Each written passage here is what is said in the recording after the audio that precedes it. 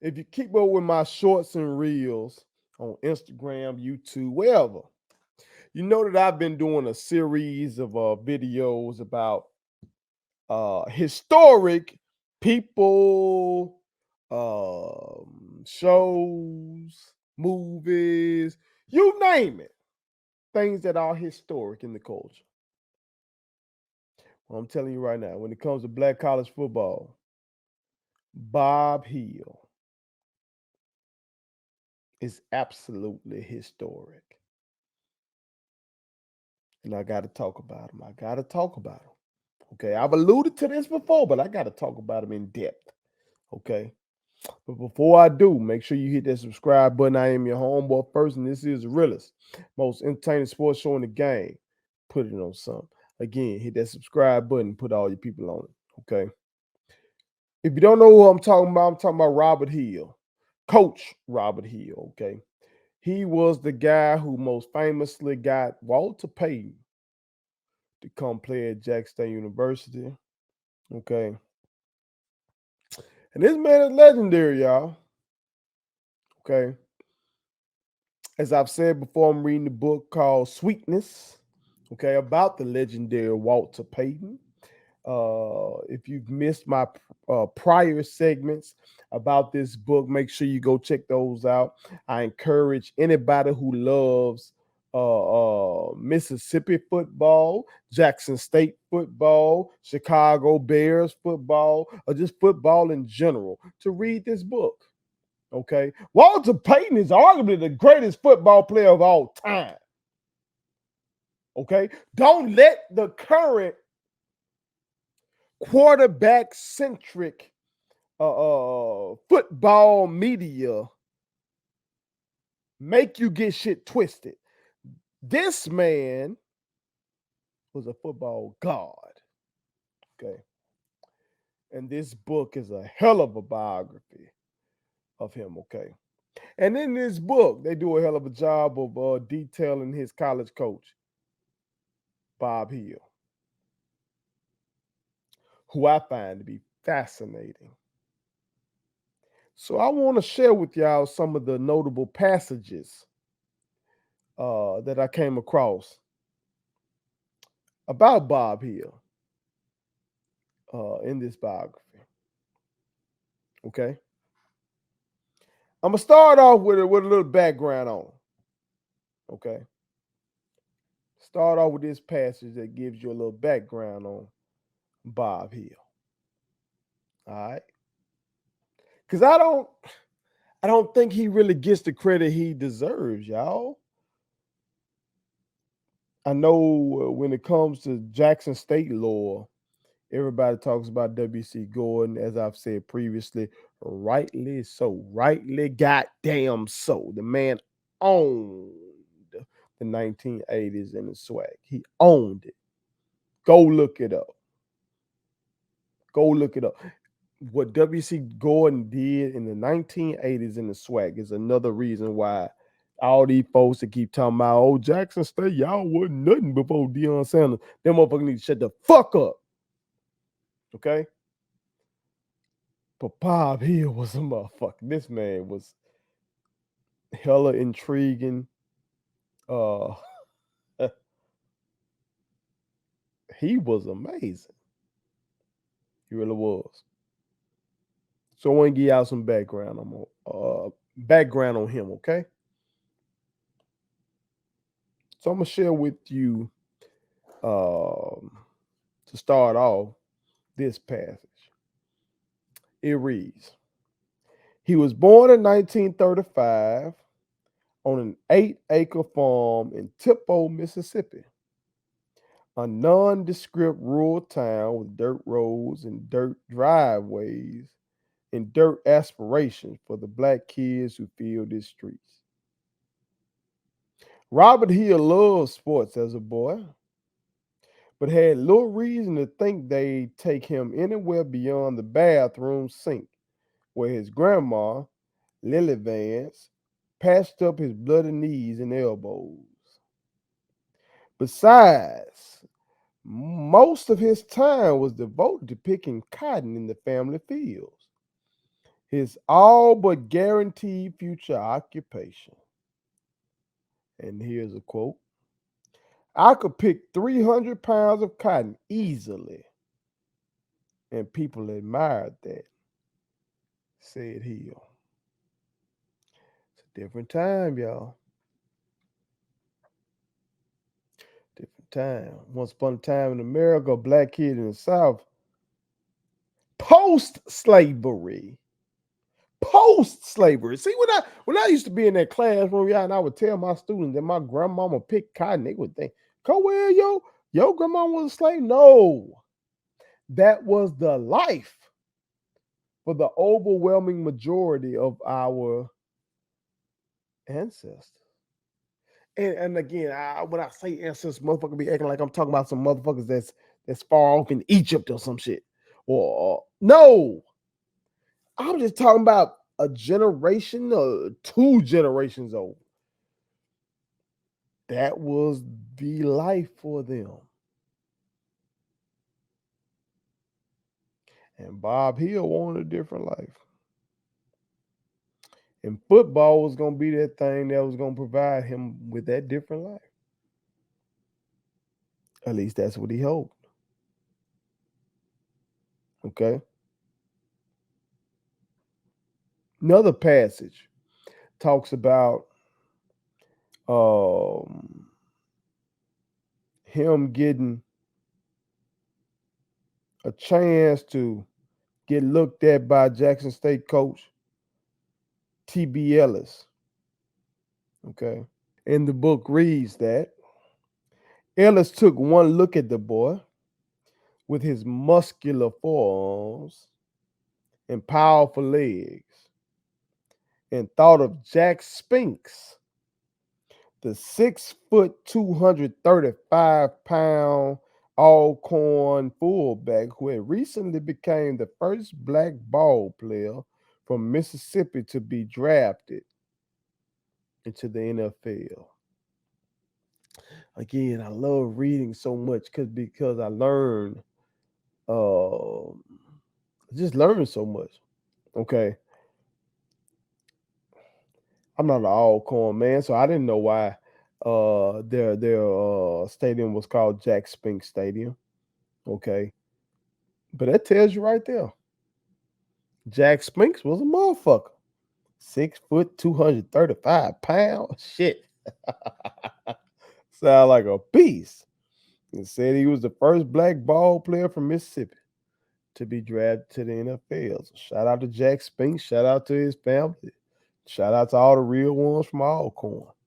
Okay. That's why they named that shit after that man. Okay. But Coach Ellis thought that Bob Hill reminded him of Spinks. Okay. So that let you know what the kind of talent, the kind of physique that Hill possessed. Okay.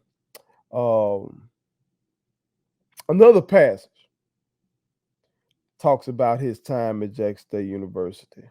Bob Hill, that is. It says Hill's 4 years as a student athlete at Jack State go down as the best of his life.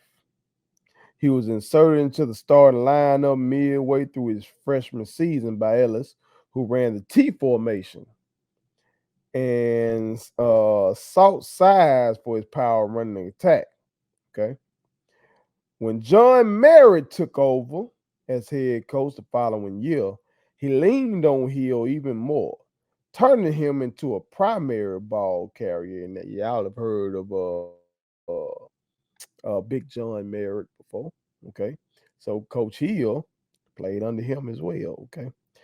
All right. It goes on to say a studious player who could absorb large quantities of information. Hill studied his coach's mannerisms and styles. Both Ellis and Mary were oft angry leaders who mentally and physically intimidated their legions. And Hill fed off of it. The worse the punishment. Check this out now. The worse the punishment, the madder he became. The madder he became, the better he played. Upon graduating from Jack State in 1956, Hill was drafted in the 20th round by the Baltimore Colts. So once again, another in the long list of NFL draftees from Jackson State University. For those naysayers, those haters out there that think that, you can't make it out of Jackson State to the NFL, or that was just the prime effect. Keep trying to tell, folks. This was 1956. This man got drafted to the NFL. Come on, man. Prime wasn't even born yet. Can't tell these folks nothing, though. But I digress. Okay. But Bob Hill, he ended up not staying too long in the NFL. Okay. But he did learn something.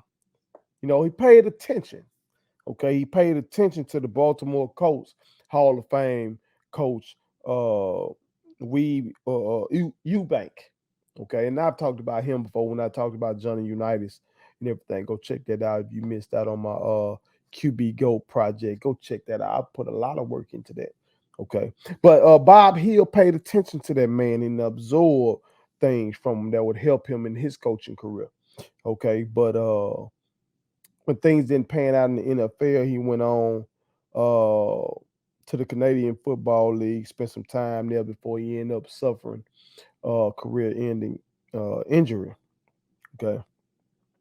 But from there, it says Hill worked for 1 year as an assistant to Leroy Smith at Mississippi Vocational College, then moved to McGee, Mississippi to serve as the head coach at the all-black McGee High School.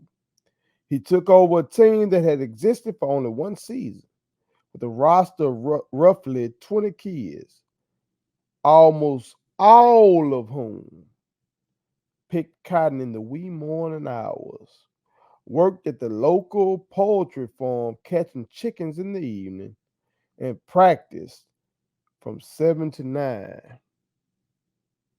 at night.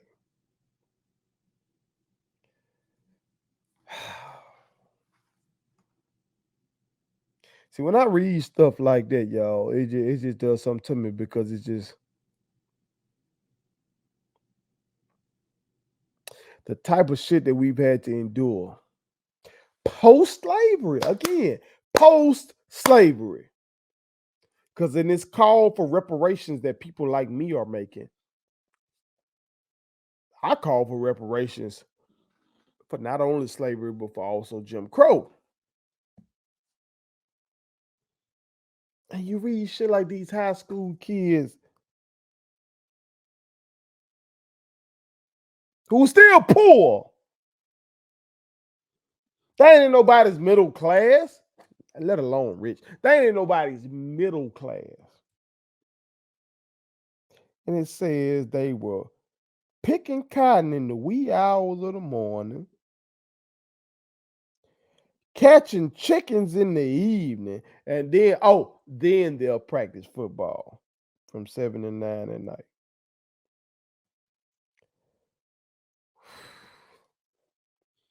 The shit we've had to endure. Mm. But after this time there, says after 2 years, Hill moved on to Rowan High in Hattiesburg. Over 2 seasons, his teams went 22-0, winning back-to-back state championships. Hill's greatest tool was fear. Y'all gonna hear about that. Along with the willingness to skirt a rule or two in the name of victory. We've already kind of talked about that. That Bob Hill was gonna do whatever the fuck was necessary to win. Go check out my video about how Jackson State stole Walter Payton from Kansas State University. You'll see what I'm talking about him skirting the rules, okay? But I digress. Here's an example of him skirting the rules. It says one of his stars, a flanker named Eugene Burns, had played for him at McGee, a 47-mile drive from Rowan. This is a quote from Hill. I brought him with me to Rowan and, wink, wink, adopted him as my son. He lived with me. Man, could he play. I've heard of some coaches doing that shit in real time. I ain't gonna say no name, but I've heard of some coaches doing shit like that. By any means necessary. There'd be a lot of shit going on at high school level that y'all don't know about. Okay? That shit ain't new. Bob Hill doing that shit back in the Gap. You feel me? The book goes on to give details such as this. And again, I got to shout out Jeff Pearlman, man. This man does an incredible job with this book. Buy this book, man. Buy this book for yourself and for your kids. Incredible book, okay? But check these details out. It says, Hill's successes didn't go unnoticed in the black college ranks. In 1963, Merritt left Jackson State to coach at Tennessee State, and the school wanted to bring in a handful of young assistants to help the new head coach, Edward Ox Clemens. 4 coaches in their 20s and 30s were added, including the 28-year-old Hill as the offensive coordinator. When Clemens fell ill after one season, he was replaced by Rod Page, Hill's college roommate, and a man who, 37 years later, check this out, would be appointed the nation's Secretary of Education by President George W. Bush. Google Rod Page. Okay, you'll find that Rod Page was actually in the room when George W. Bush was sitting there and got the information about what was going down with the Twin Towers being attacked on 9/11. So a man connected to Jackson State University, first of all, became Secretary of Education for the whole goddamn country, okay, but was also in the room in such a pivotal moment like that. The more you know. Interesting. Now, my brother PT don't fuck with Rod Page like that. He called him the token black guy for George W. Bush. Understandably so. But still, that motherfucker was there for history. Okay, he was there for history. Yeah, but it just goes to show you that motherfucker from the SWAC be, yeah, well, all walks of life. You feel me? So it goes on to talk about how Coach Hill was trying to get Coach Page on the same page with him, no pun intended. We're trying to get Eddie Payton scholarship to Jack State, man. And Coach Page didn't want to fuck with him like that because he thought he was too small, okay? As it reads, it says, when Page heard, talking about Eddie Payton, when Page heard he was 5'8", 170 pounds, he laughed. No, he said dismissively, too small. Hill was undeterred. Having also been employed as Jackson State's relatively disinterested baseball coach, check this shit out. This shit's so slick. He was gifted with a handful of baseball scholarships he could use however he saw fit. Though Eddie was by no means a scholarship-worthy baseball player, he hit the ball hard enough where the case could be made. He participated in 2 practices with the baseball team, never appearing in a game. He signed with Jackson State in a euphoric Hill, bouncing to Page's office to deliver the news. Page was really mad, Hill said, but by the second day of practice, he was sold on Eddie. I'm telling y'all. Look at what just happened. So Coach Page didn't want Eddie Payton. Thought he was too small. Coach Hill said, fuck that. I believe in this man. since Coach Hill was coaching baseball, he figured out a way to offer Eddie Payton a baseball scholarship just to get him in the door. Just to get him in the door. And once he got him in the door and got Eddie Payton to practice, he said by the second day of practice, Coach Payton was sold on him. That is so monumental because if you don't get Eddie Payton, you don't eventually get Walter Payton.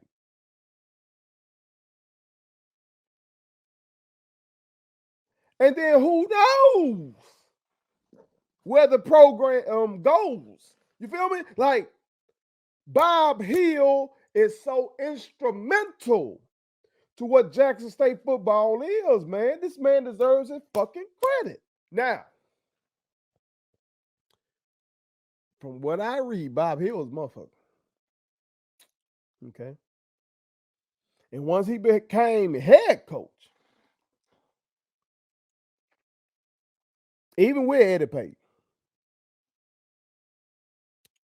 his temperament seemed like it was an impediment to actually getting Walter Payton. Okay. The book reads Walter Payton knew of Hill's hot-headed reputation, and because of it, had mixed feelings about coming to Jack State. During recruiting, however, watch Hill now. Hill had offered Walter one glowing compliment after another. Bob Hill was an absolute con artist, said Doug Shanks, Jackson's former city commissioner and a diehard Tigers booster. Those kids didn't go to school. They practiced 8-10 hours every day. But Hill knew how to deal with them and somehow make them feel special. So he was a hard ass, but he had some sense too. He's gonna do what he gotta do, say what he gotta say to get Walter Payton up in that bitch. You feel me?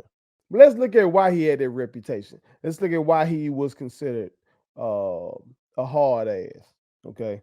The book reads, okay, this is just an example. Okay. The book reads. The first 2 weeks of September were brutally hot, with temperatures reaching the mid-90s with oppressive humidity. Hill denied his players water throughout the ceaseless twice-a-day workouts. Couldn't get away with this shit today, of course. Okay. Replenishment, he believed, was for the soft, and Jackson State would be as hard as steel. Players were falling down, dying from the heat, recalled Joe Bingham, an offensive guard. And this is a quote now. Check this shit out. This is a direct quote. And he kicked them while screaming, die, die, die, he'd say. If you die, I'll roll you over with the sled. Now that's a quote from Joe Bingham. Okay. If Joe Bingham is still alive and well and with us, okay, shout out to you. Okay. But that's a quote from him. And then his kinfolk was watching this, okay. That's a quote from him on that, okay, about how hard of a motherfucker Bob Hill was. I just know Bob wouldn't be able to get away with this shit in today's climate. All right, but that's them old school coaches. That's the way they do. Man. They won't gonna let you get no goddamn water. Shit. Oh, hell, I played high school basketball in the 2000s. And shit, my coach didn't want you to bend down on your knees. He thought, you can't get no air down there. Stand up. So I can only imagine what these motherfuckers was on in the 70s. Shit. It different. It different. Another thing that jumped off the page at me, y'all, was just how talented this team was in the 70s, man. Okay. As one of the passages reads, it says, he looked over his roster, and they talking about Coach Bob Hill. Okay. He looked over his roster and knew the talent was legitimate. Along with the Payton siblings, 10 others, including senior flanker Jerome Barker and freshman linebacker Robert Brazile, would go on to play in the NFL. That's the kind of shit I've been trying to get across to people. That's all. Look at that. Did you hear what the fuck I said? Okay. Along with the Payton siblings, 10 others, 10 others, including senior flanker Jerome Barkham and freshman linebacker Robert Brazil, we know he went on to be a Hall of Famer, would go on to play in the NFL. So when people be talking this Power Five shit and all that kind of stuff and facilities, I keep saying to them, well, God damn it, the facilities were fucked up back then too, compared to these PWIs. The wealth disparity and the underfunding was going on back then too. But somehow, these guys still made it to the NFL. Why? Because they were nice. Because that shit don't matter. Because all you need is a weight room and somewhere to run and a coach that knows what the fuck they're doing. And you can learn the game and you can get stronger. You can get bigger. You can get faster. And you can get drafted. All of those shit's bells and whistles. We said that under Bob Hill. That motherfucker had a roster full of NFL guys.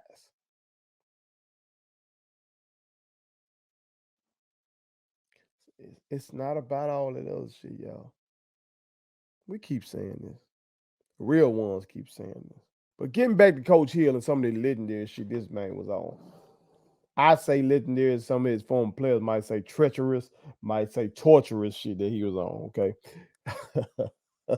Check this out. The book reads, the coach had 3 favorite methods of punishment. First, there were the rocks. This is some crazy shit. Check this out. Hill would chew out a player, pick up a small rock, scream, see this rock? Go find it. Then chuck it over a fence into a pack of weeds.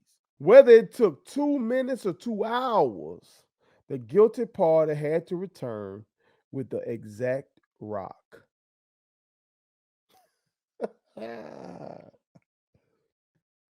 Second, there were the down ups, or as we call them, up downs.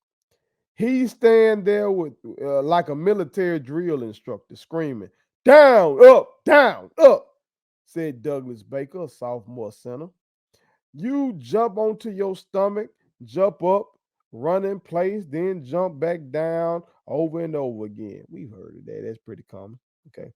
The worst, however, was rolling, where Hill really angry, he'd order players to line up on the goal line, lie down, and roll 100 yards to the opposite goal line. It doesn't sound especially bad, but it was torture, said Porter Taylor, a reserve quarterback. You'd vomit. It didn't make you sick that evening and well into the next morning. There was nothing I wanted to hear less than roll the field. Now, I've seen motherfuckers have to roll that field now. Okay. Again, I didn't coach football, but as a coach, I've been out there, working with my guys, and whether it was basketball or track, but we working with guys while football was coaching, while they were doing their thing with football. And I've seen my colleagues make them kids do up downs. I've seen them at the roll that field. That shit looks crazy, okay? But I have never heard of the whole rock shit. Never heard that one. Never heard that one. Coach Hill was uh creative and his methods of punishment. And because he was so creative, it says that several Tigers quit instead of dealing with the coach's brutality. One of the cats who quit was a brother by the name of Ernest Wiley, who they say was a highly recruited defensive end from Mississippi. And he left the team after a month, okay, when Hill ordered him, check this out, not to marry his girlfriend. Okay, and this is a quote. He said, I decided my life was more important than football, Wiley said. So I got married and quit.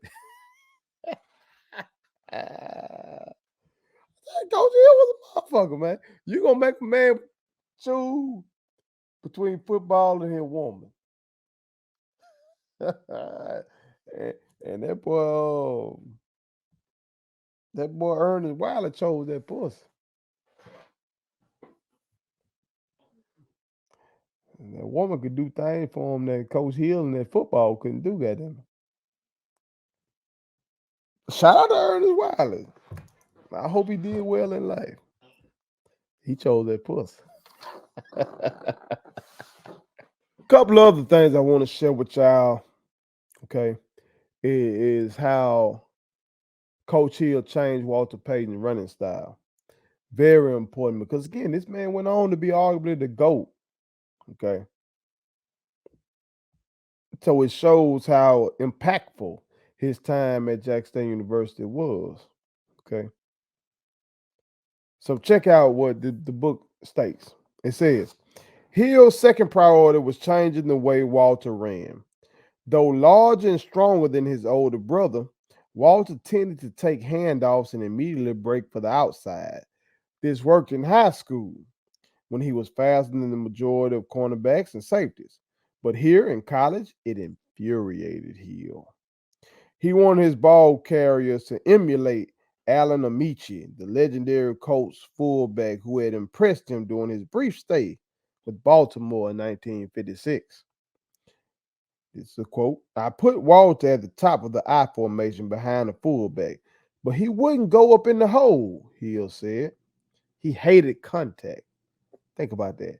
Walter Payton. Think of all the Walter Payton highlights you've seen. Walter Payton hating contact. Let's keep going. It says, Hill had an idea. He stopped practice and called for Willis Swinning, the team's trainer. With Walter within earshot, Hill handed Swinning a satchel and bellowed, bring this to the brick pile over there and fill it with 3 or 4 bricks. When no one was looking, Swinning placed 4 footballs, not bricks, into the bag. Hill positioned himself near the out of bounds line and resumed practice. He called for a drill involving a handoff. Sylvester Collins, the quarterback, gave the ball to Payton, who, as always, started to drift outside. Hill charged forward, wildly swinging the bag toward Payton's head. Back inside, Hill screamed. Get your ass back inside. The play was called again and again and again. It took him a couple of times with me swinging that bag of bricks, said Hill, but he finally started charging into the hole. That's how he began running inside. Coaching. You might say crazy ass coaching, but coaching. Could he get away with that today? I don't know. But it turned one man into a GOAT. It turned one man into a guy who broke the all-time rushing record. It turned one man into a guy who that number has only been exceeded by Emmitt Smith. Shit worked. Sometimes it take a little crazy. See, motherfuckers scared of me and how I talk and how aggressive I am. That's why I don't get the invites to shows and all that kind of shit. But sometimes it takes a little crazy. It takes a little outside the box to get shit done. Coach Hill got it done and helped create a legend. I want to leave y'all with this though. Coach Hill ended up starting both Walter Payton and Eddie Payton in the Tigers backfield. Okay. But the media was still on that bullshit at the time, as it is now.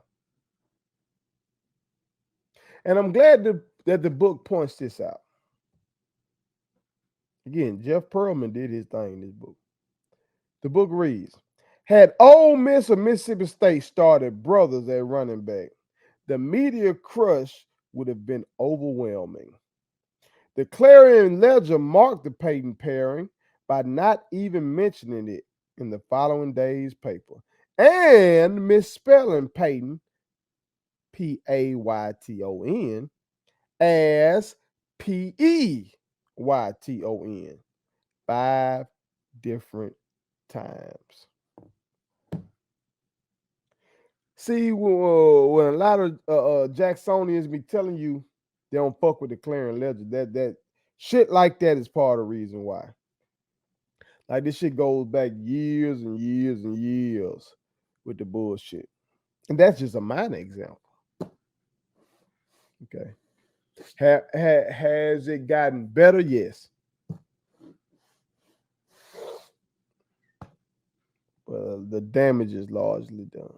But I'll end on this. It says the Tigers won their final 2 games of the season, finishing with a 9-1-1 record, mere percentage points behind Grambling for the conference title, and sealing Hill's anointment as the SWAC Coach of the Year.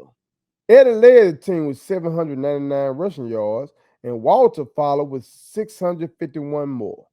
He also kicked 3 field goals and 13 extra points. Go.